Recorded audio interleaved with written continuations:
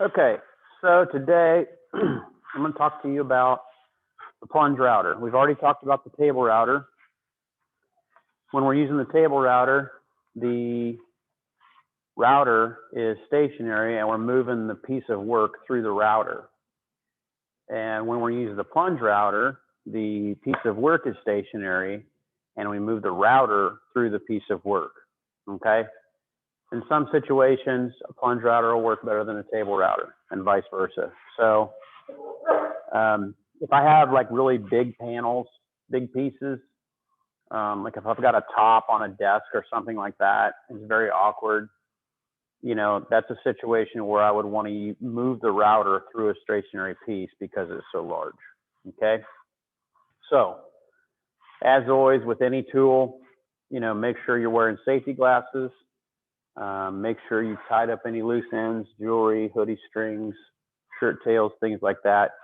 You don't want anything to get caught in revolving machinery, okay? And as with any tool, before we make any adjustments to this, get in here, change a bit, we always need to make sure we've disconnected power. Not just turn it off, but we need to disconnect power, okay? So I'm gonna show you, okay, so we've got, this is the shaft right here, and this is the collet, okay? So to change the bit, okay, we are going to hold the shaft in place and we're gonna loosen the collet, okay?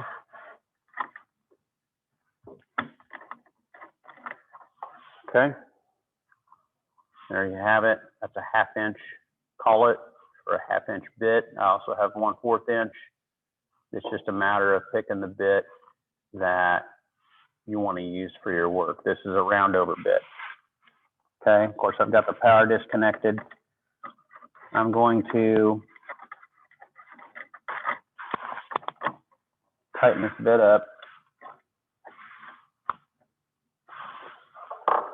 Hold the shaft.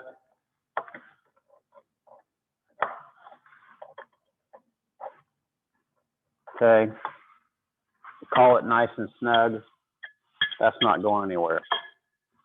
Okay, so we're going to plug in here.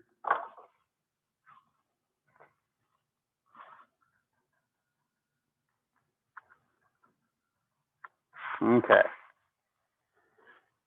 so what I want to do before I start, okay, I want to set my depth on the plunge router. So this lever right here, I pull that and that allows me to plunge, okay? And what we're gonna do is we're gonna set that depth to which we're gonna plunge this thing, okay? Okay, that's the depth I wanna plunge to. Now that I've got that, what I'm gonna do, I'm gonna set this stop right here. And of course my knob is broken. I need to replace that part. But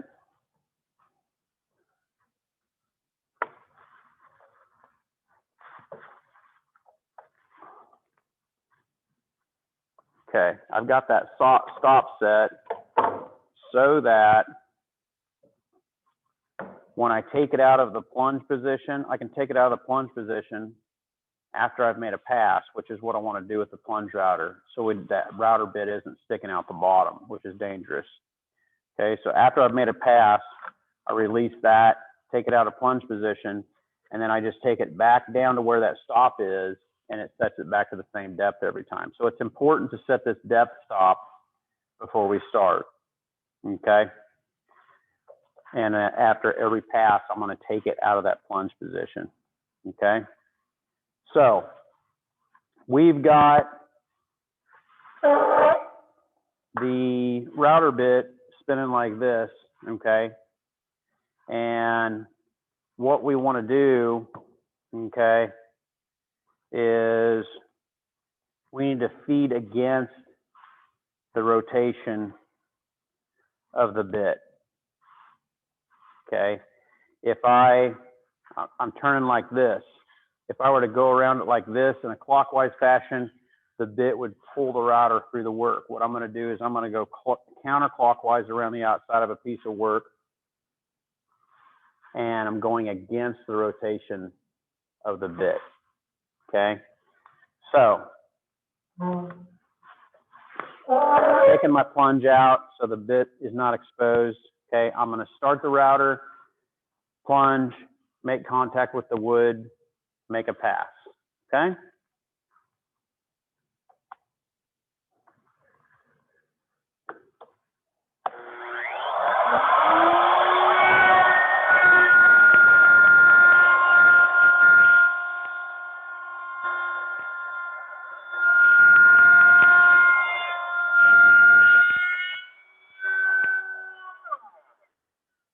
Take it out of the plunge, and you can safely set the router over here, and we've made a pass. Okay, so make sure you always bring that router up to speed before you make contact with the wood.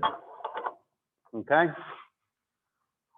so that's the general basics of the plunge router. Okay, just so you can see what we did here. Okay, and we just put a round over on that edge. Okay, if it's a really big piece, you can have an assistant hold it down. You saw that I had this clamped in place, so I have two hands free for the operation. And also you saw that I had it clamped so it was hanging off the table, so the table isn't going to interfere with the bit. So, we don't want that. Okay.